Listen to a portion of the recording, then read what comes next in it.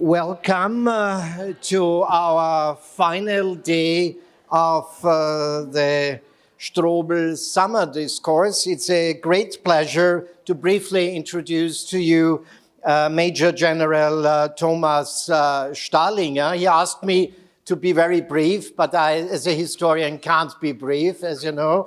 And he has an really impressive biography, and I will just really glance a few important issues here. He joined the Austrian army already in 1985, but very early on started also European career in Brussels, focusing on strategic planning, both on the level of the EU military staff and also within the European Defense Agency.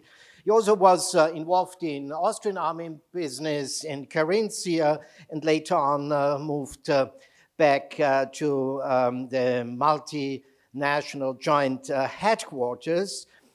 He played a very, very important role as the security advisor for the Austrian President Alexander van der Bellen between 2017 and 2023. And he was the inventor of a very important tool to fight the pandemia. In these years, the so-called Future Operations Platform, for the first time in science history, but also in political history, there was an institution, a clearing board, a clearinghouse between various disciplines from the science sector and a political decision maker. And there is a great article by Thomas Koenig and others on this, which I will cite as far as the title is concerned, because the article describes the model as, quote, a militia of anarchists, the scientists, ruled by a general. And ruled by a general who is speaking out. He became, within the expert government, Minister of Defense, and was the first Minister of Defense in Austrian history who really taught in a very open manner with regard to military needs, military budget, and this is something I would like to thank you personally, because it's very rare to hear it in politics, and it's even rarer within the military establishment. I will not focus on his very important international missions ranging from Syria, Iran, Cyprus, Tajikistan, and other countries. And recently he was promoted to become the security advisor of Foreign Minister Beate Meindl-Reisinger. We look very much forward to your presentation of how the current and future geopolitical developments are influencing Europe, and maybe the title will reappear. It's also something which has to do with anarchism. Thank you so much.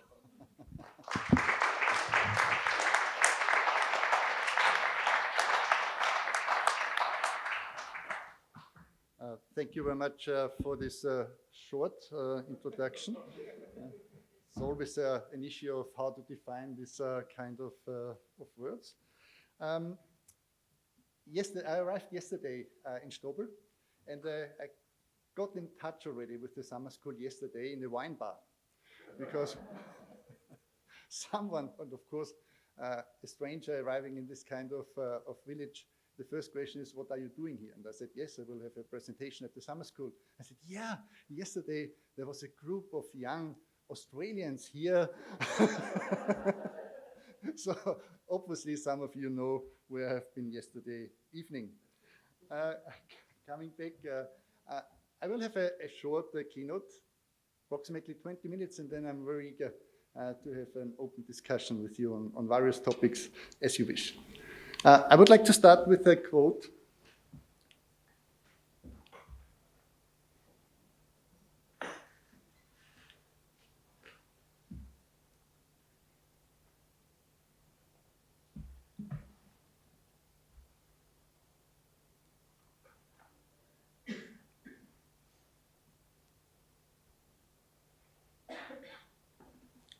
So obviously Borrell had some kind of crystal ball in talking in 22 about who knows what will happen in the future.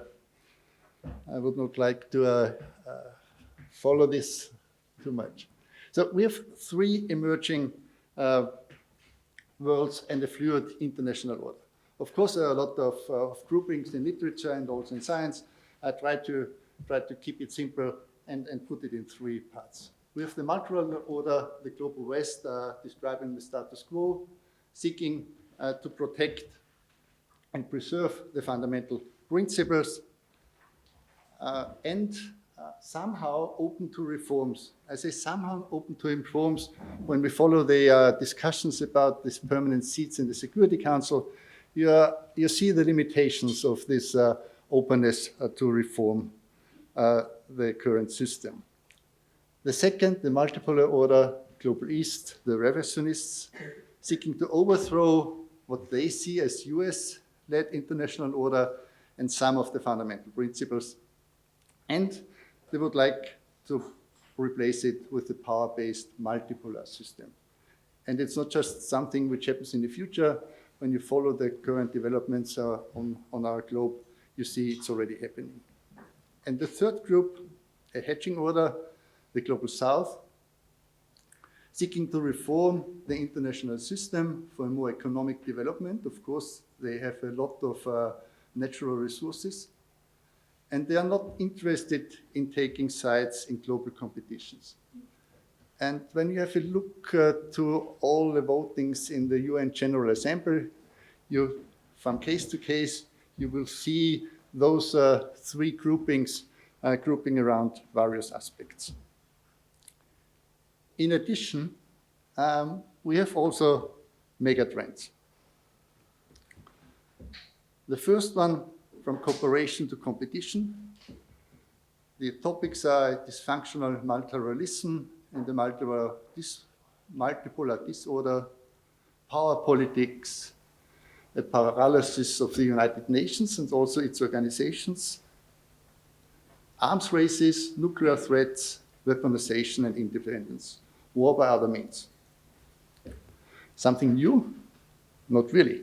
Whoever is surprised by these trends somehow was not in a very much wake-up position the past 10 years, because those trends happened already through quite a long time. The next one, polarization and fragmentation. The main issue, and a lot of acting from the US administration is definitely driven by this confrontation between United States and China. I will come back later on this one when we talk about economics. It's about democracies versus autocracies. The global South, I already mentioned it, with BRICS Plus and G7, friendshoring, offshoring, and protectionism at the end. And last but not least, the acceleration of global transitions, the climate change, emerging disruptive technologies, demographics, failing sustainable development goals, and increasing economic disparities, and the decline of democracies and freedom. If I make a quick summarizing, we could put that also in the graph. And of course, this flattening could not avoid to put that on the United States. And as I mentioned, coming back, so for me, this clear indication also of those groupings are those votings in the UN General Assembly. I think the presentations are anyhow available also for all the students afterwards.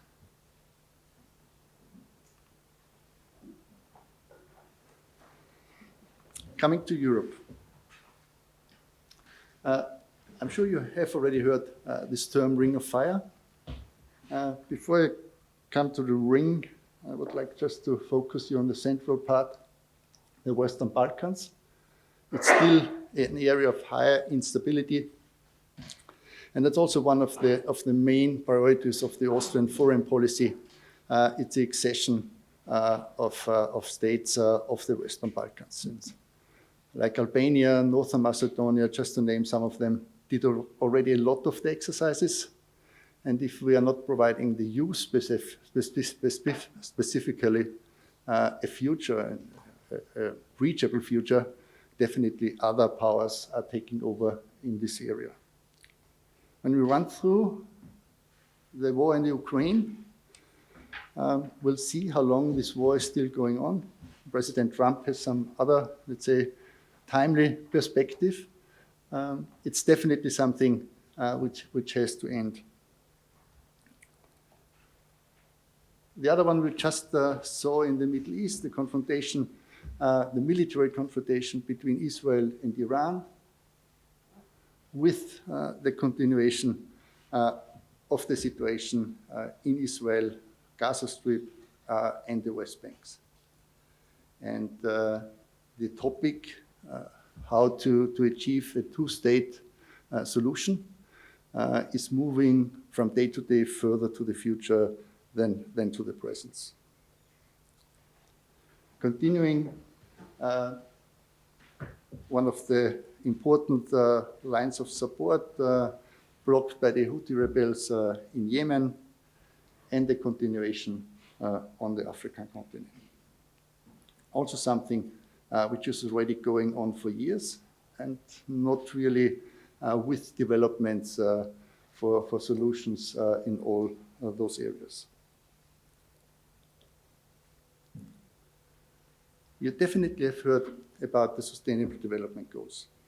Can be grouped in various aspects and even linked to the environmental, social, and government goals, to the ESGs. Why are those so important for Europe? And that you don't have to read it, but what is the main color you see on this slide? Red, orange, and arrows, which yes, red, orange, and arrows which are not leading to the green. And it's about the African continent. This increases these issues of non-achieving the Sustainable Development Goals. And there's a yearly conference in the framework of the UN General Assembly. And just a quoting of Antonio Guterres, describing how to achieve those goals. We need action, peace, green and digital transitions, and third, we need actions on finance. Another former Secretary General of the United Nations said, there is no development without security and no security without development.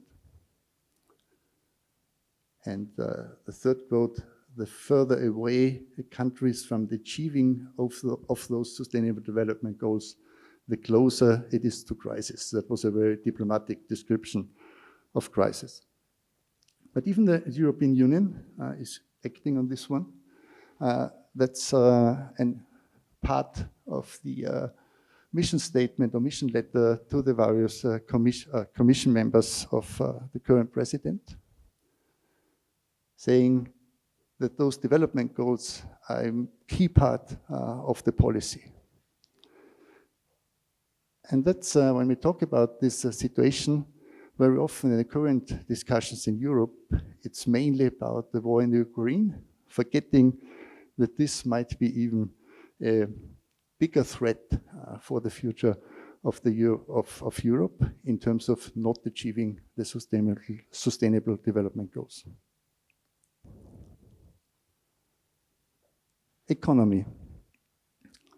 It's also worth to have a view to the Indo-Pacific, specifically when we hear about the crisis between China and Taiwan. It's very often how China is occupying Taiwan. That's not the main topic. Through the Strait of Taiwan, we have more than 60% of the worldwide trade. In figures, it's 5.3 trillion US dollars. And China, of course, is learning very much out of the conflict with the war between Ukraine and Russia, in terms of which kind of groupings, which nations are supporting each other. And that's, of course, is a screw to influence the worldwide trade. It's not about cutting it, but it's very much about influencing it. And, of course, when you have a look to the development of the Chinese fleet, you can ask yourself, what for? Maybe it's even not a question. And that is the influence from the Houthi rebels to the Suez Channel. From daily 300 ships, it was reduced to 30 ships a day. However, economy was reacting on this one. At the end, for someone trading, it's almost a zero effort, because there are also a lot of taxes had to be paid to Egypt to use the Suez Canal, and those money is now running into having more, or say, needing more time to ship around Africa. There's a very important Austrian institute, the Austrian Supply Chain Intelligence Institute. This institute is dealing with all those issues. Very interesting, also, could say a scientific think tank in Austria. With two reports, the Draghi report and the white paper of the Commission. That's also an interesting graph, which is linking the raw material to the to a governmental factor in terms of, you mentioned before, democracies versus autocracies. And you see a lot of our key resources are coming from countries which are far away from democracy.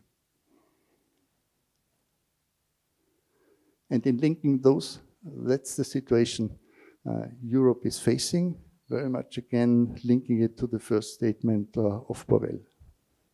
So what is the European Union doing on this one? We'll come back later to this one.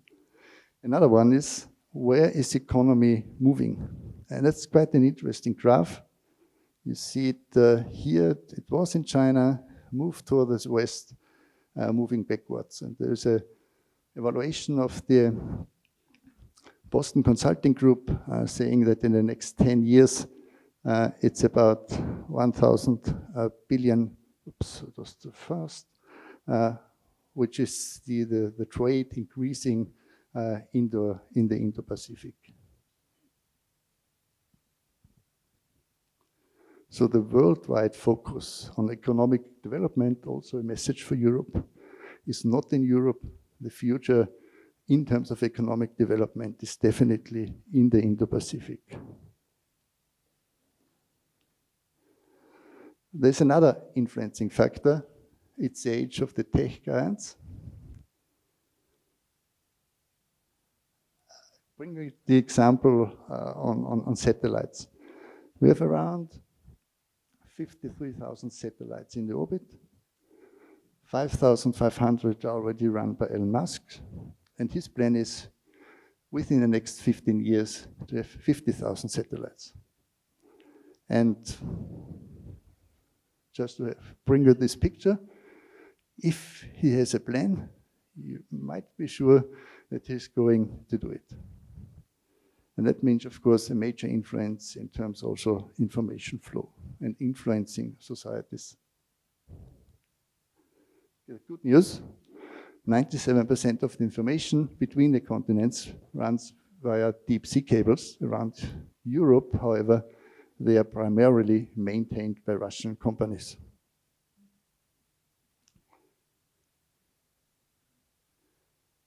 And you have the key question, and I'm sure that will be part of our discussion. What is the role of states, of governments, to influence all those, what I have described so far?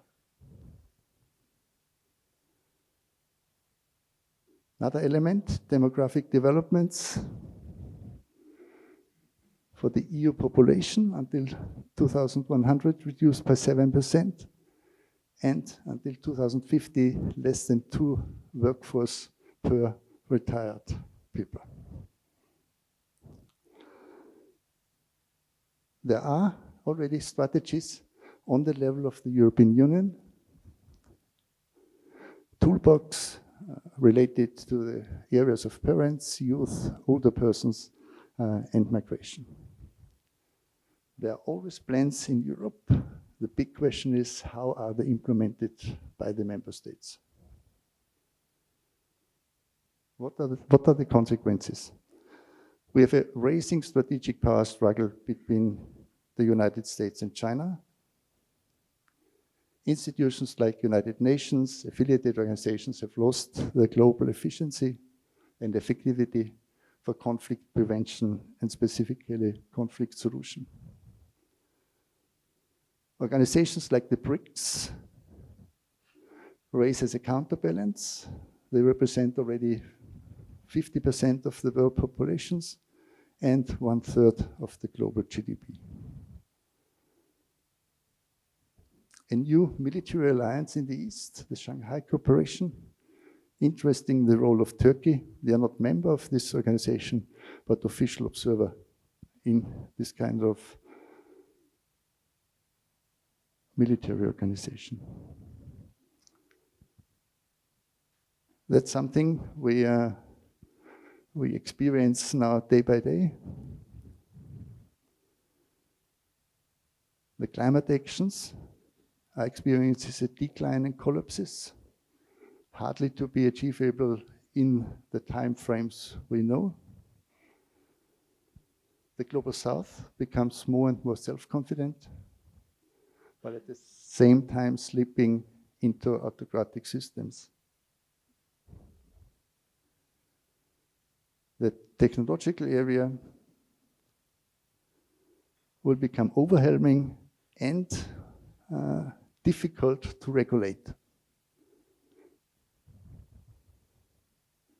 And I mentioned already, changes of the world trade focus on key players and specifically in terms of region to the Indo-Pacific. What are now the EU strategic choices? The strength starts at home in terms of economic, defense, technological and innovation, green transition, and specifically societal resilience. The security priorities, of course, it's Ukraine. That's in our garden. Strengthen the European security architecture. You have heard about the plan, about 800 billion euros in this defense area. And of course, strengthen the partnerships. And you see already an increase of coming closer and closer again with the United Kingdom. Act for global security, very much related, of course, to the first boxes. You have to have also the strength, which makes you capable for acting in the global security field.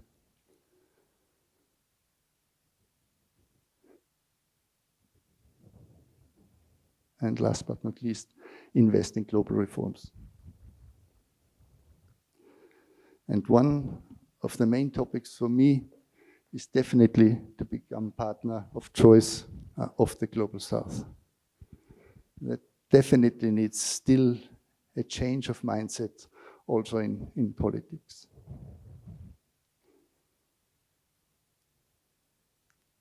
Conclusions. What we definitely need in Europe, the development of long-term strategies and the permanent risk assessment. For state, but also supranational companies, early warning systems, timely recognize the approach of crisis. Some of you have the feeling that the crisis is coming from overnight, which is definitely not the case. I mentioned already the importance of strategic supply chains. Resilience and diversification are definitely two terms which are inevitable in this context. Partnering the Global South. However, we have to be careful in all of this so that the multipolarization of our society does not progress further. and we fall off the curve. I was attending the Salzburg summit, and there was an interesting presentation by David Bach, president of the IMD Business School, bringing this picture.